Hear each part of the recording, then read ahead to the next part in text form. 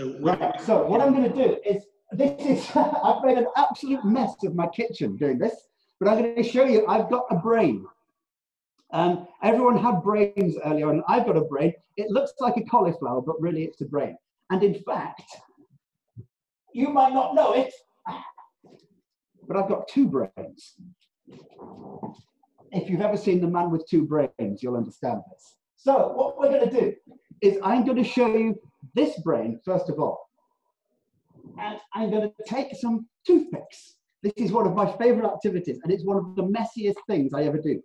So you'll be able to see this as I do it, hopefully. I'm going to take a bunch of toothpicks, and I'm going to take the brain, and I'm going to shove the toothpicks into the brain like this. And I'm going to take another bunch of toothpicks quite close together and shove them into the brain like this. And then I'm going to take another bunch of toothpicks quite close together and shove them into the brain like this. And then I'm going to take another bunch of toothpicks and shove them into the brain like this. These toothpicks are all fairly close together and they're quite short, okay? So these toothpicks are bunched together in what we call localized clusters, and they're quite short. Let's go to the other brain now. Here's the other brain, but this time I'm not going to use toothpicks. I'm going to use barbecue sticks. So let's take a few of these barbecue sticks and shove them into the brain. Don't worry, it feels no pain, if anyone's worried about this. Again, more barbecue sticks shoved into the brain. And you will notice that these barbecue sticks, the bunches of barbecue sticks, are spaced further out. So the bunches are spaced further out. And interestingly, I'll do one more of these. Interestingly, the barbecue sticks, or whatever they are, I don't really know what they are, but these barbecue sticks are spaced further apart, and they are a lot taller than the cocktail sticks. Let me just show you the comparisons. The first brain I used and the second brain I used. You can see the differences. Now, why am I doing this? I hear you all asking. There's a very, very simple reason.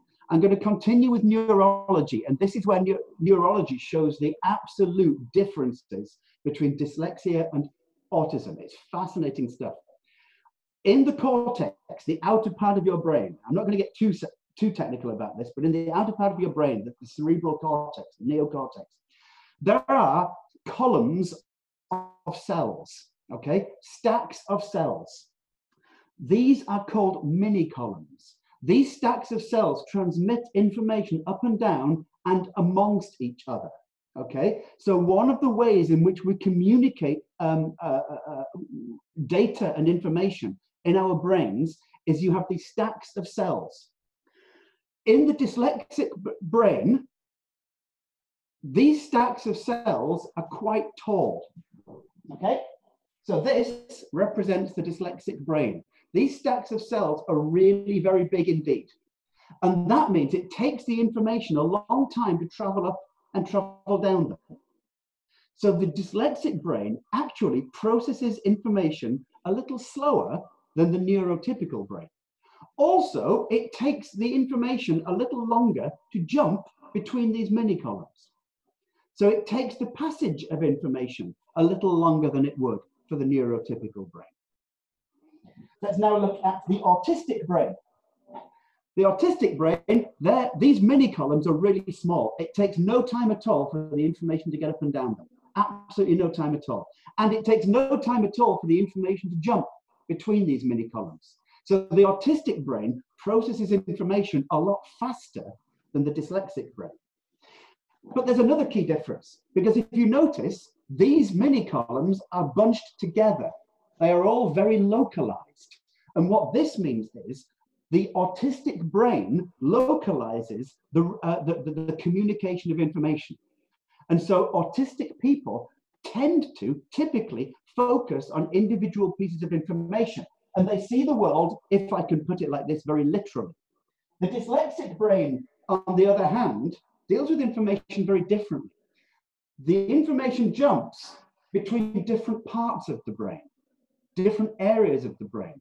And the dyslexic brain, therefore, processes information in a global way. So on the one hand, it processes information slightly slower than the autistic brain. But on the other hand, the dyslexic brain makes connections that the autistic brain will never make. It sees connections, it sees the holistic picture in a way that the autistic brain doesn't make. When people talk about dyslexia as being a holistic, big picture thinking condition, it's actually neurologically true. It's neurological in basis when we say that. When people say autistic people, they are overloaded with cognitive and sensory inputs and they focus, literally true. And it's because of these mini cognitions. Okay? So what we see is when we look inside the brain, people with autism, people on the autism spectrum, they it does indeed look like a hurricane. People on the autism spectrum, they will focus, hyper focus, and they will have a lot of information coming to them. One of the reasons that autistic people often shut down, they don't like noise from the outside world because it's even more information coming to them. People with dyslexia, on the other hand, they like wild ideas, they like problem solving, they like connecting the dots in a way that autistic people won't. And this is neurological in basis. Now, when we say that autistic people focus, this is true on a number of levels.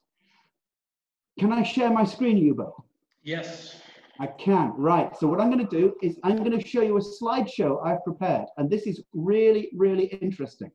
What I'm going to do, hopefully, this is about autism and sensory processing.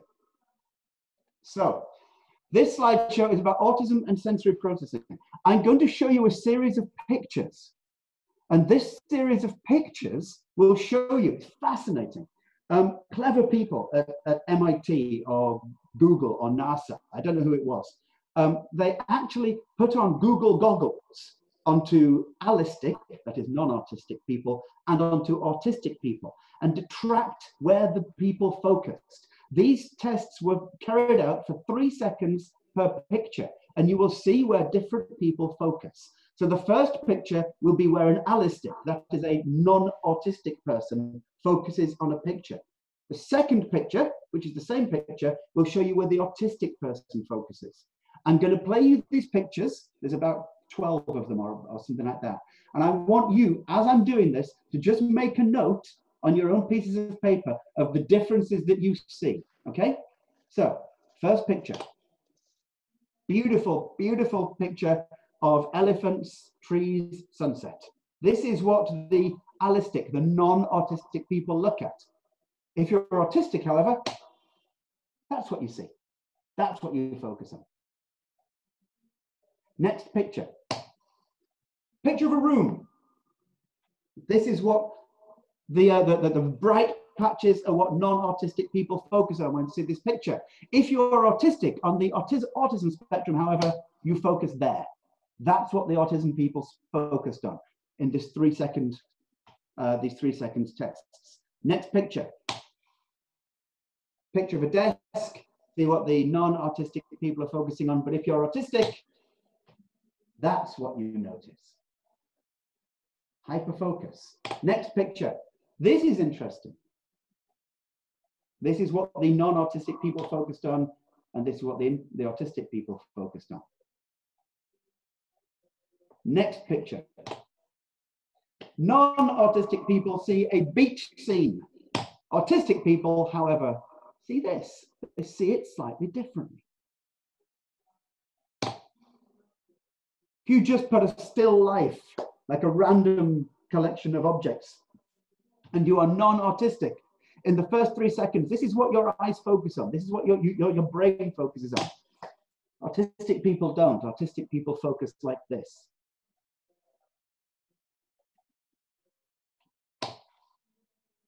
Next picture. But if you're autistic, this is what you focus on. If you're non-autistic, someone's about to kick a ball, But if you're autistic, let me show you that again. Very interesting. Person about to kick the ball. Look where the person's focusing. But if you're autistic, no. Non-autistic people see a range of objects and they focus in this way. Typically, if you are autistic, you focus like this. Fascinating stuff. Again, non-autistic, autistic. Non-autistic, autistic. This is, I always leave this till last. This is, I'm going to explain why I find this so powerful. This is what a non-autistic person focuses on. You've got a couple of people, father and son by the looks of it, have reached the Arctic Circle. And this is what the autistic person focuses on, mother and son. And they missed the family. Very sad indeed. Okay, Yubo, I'd like you to invite, if that's all right, I'm going to stop sharing. I'd like you to invite people to comment on that. Has anybody noticed? What are the observations you have from this? Okay, Pablo, can we start with you? Some comments, some thoughts. If you can unmute yourself and just give us.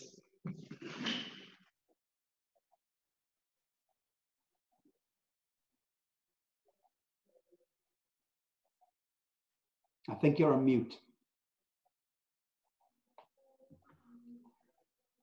Okay, maybe. Okay, maybe we can try with Ivan. Ivan, can you? Okay, I would say I hope you can all hear me well.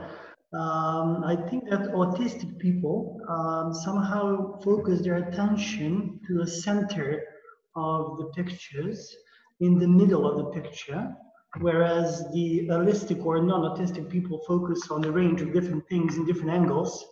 I noticed that maybe non-autistic people have some kind of triangle thing which they notice, whereas those who are autistic only notice the center part of the picture.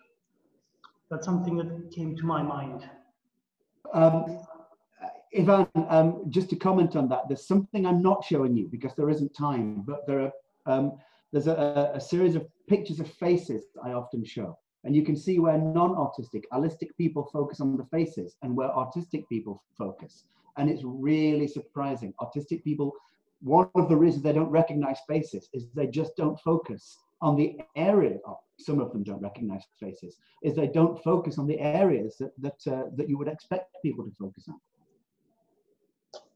Yeah, Feshner, yeah, choosing details, focusing on one bit, often the central bit. Yeah, absolutely, yeah. Yeah, yeah. They choose the bits that are focus. Yeah, they focus on the particular pieces of information. They don't see the whole picture. Quite right. Anybody else? Okay. Maybe. Yeah. May I? Please, please. Okay. So hello everybody. In my opinion, some people who have autism, they focus on some colors. That was my vision.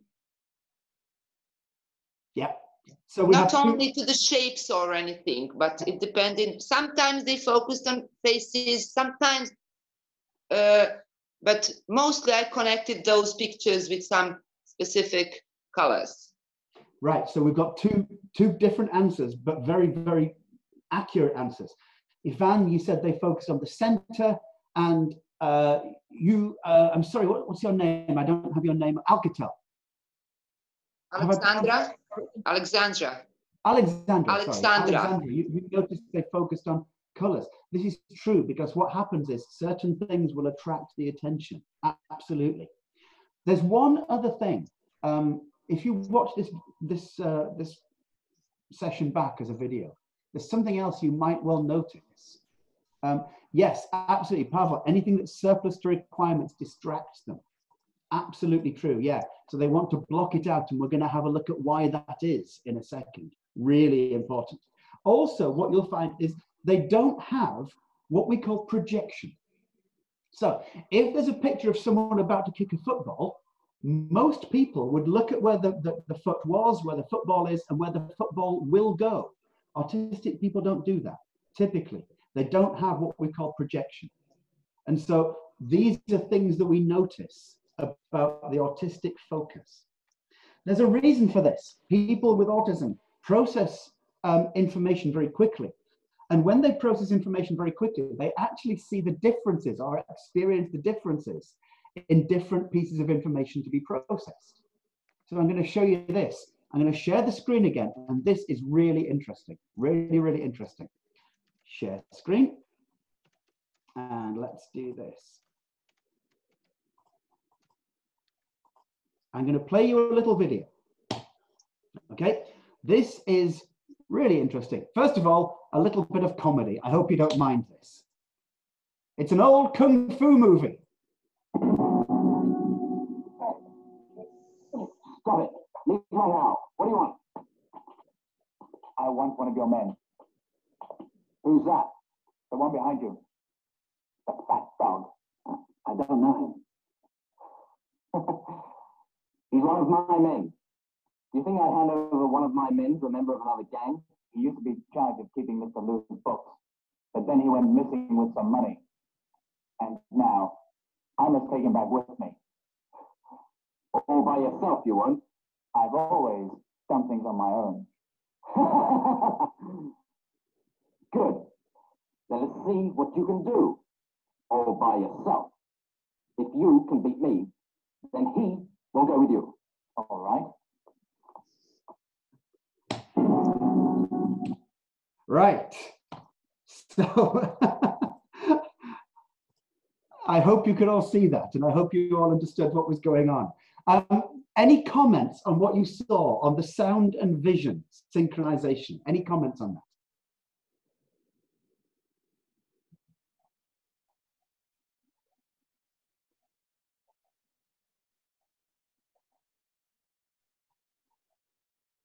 Everyone's muted.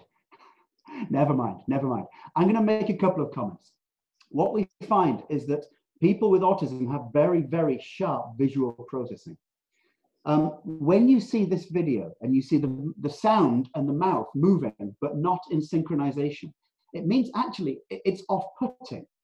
It's harder to understand and it's slightly off-putting, okay? This is what people with autism experience. They actually experience a difference between people speaking and the sounds coming out of their mouths. It's fascinating, fascinating research on that. What does it do to comprehension? What does it do to people with autism understanding what we as teachers are telling them? Well, I'm going to play you a very quick video again. I'm going to play you this next video. And this will show you quite nicely what it does. It's only a couple of minutes.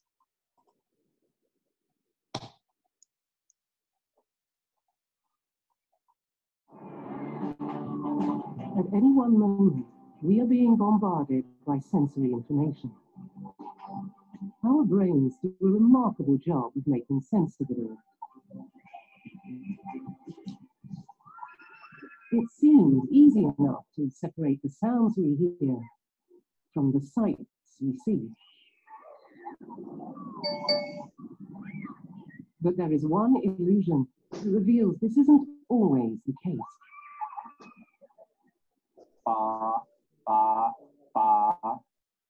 Have a look at this. What do you hear? Ba, ba, ba, ba, ba, ba. But look what happens when we change the picture. Ba, ba, ba, ba, ba, ba, ba. And yet, the sound hasn't changed. In every clip, you are only ever hearing bar with a B. Ba, ba, It's an illusion known as the McGurk effect. ba, Take another look. ba, Concentrate first on the right of the screen. ba, Now to the left of the screen. ba. The illusion occurs because what you are seeing clashes with what you are hearing. In the illusion, what we see overrides what we hear. So the mouth movements we see as we look at a face can actually influence what we believe we're hearing. If we close our eyes, we actually hear the sound as it is. If we open our eyes, we actually see how the mouth movements can influence what we're hearing. Ba, ba, ba. It's a bizarre effect. Remember, the only sound you're hearing is ba with a B. Ba, ba, ba, ba.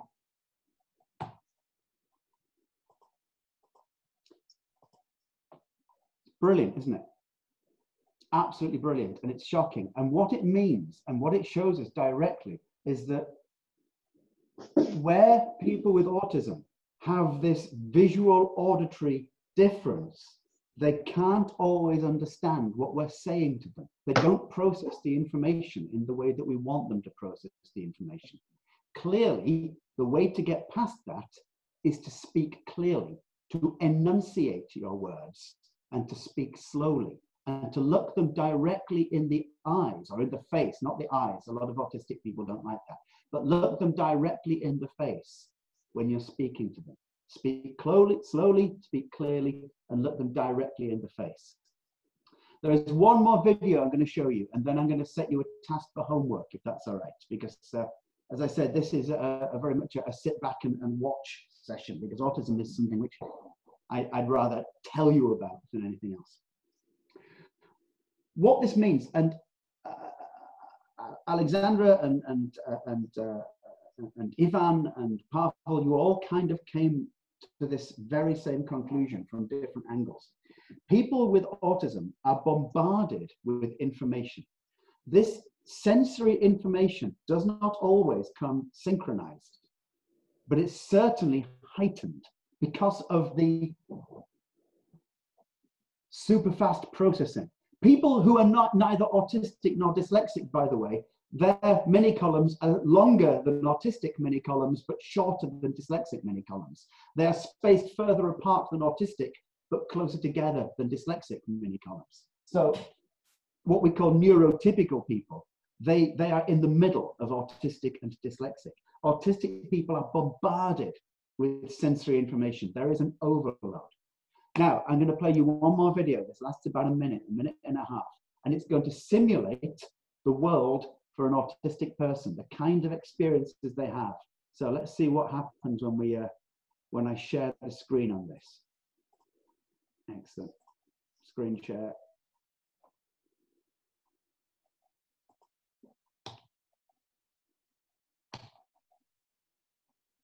If I can get past this. Right. Here's the video.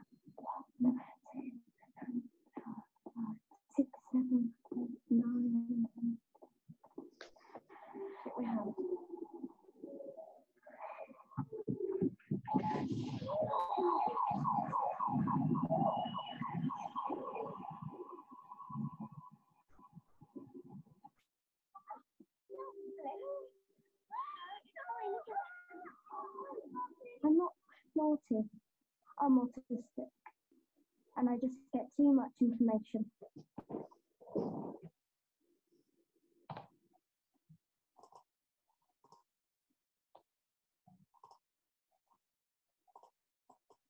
Very powerful video.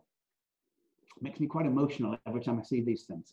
People with autism have got this. It's a problem for them because the world is too much. So your homework, we've pretty much Yeah, information overload. The homework that you have is to think about types of sensory input that you're providing in a classroom. This could be for both men and women. Are you wearing aftershave or are you wearing perfume? What are the colors of your clothes? How noisy is your classroom? How cold is your classroom? Everything like this. Think about the types of sensory input there are in the classroom. And for each type of sensory input, ask yourself, what can I do to reduce the overload of sensory input? Because if I can reduce the overload, I can allow the autistic person to flourish, or at least to not feel attacked from every different angle.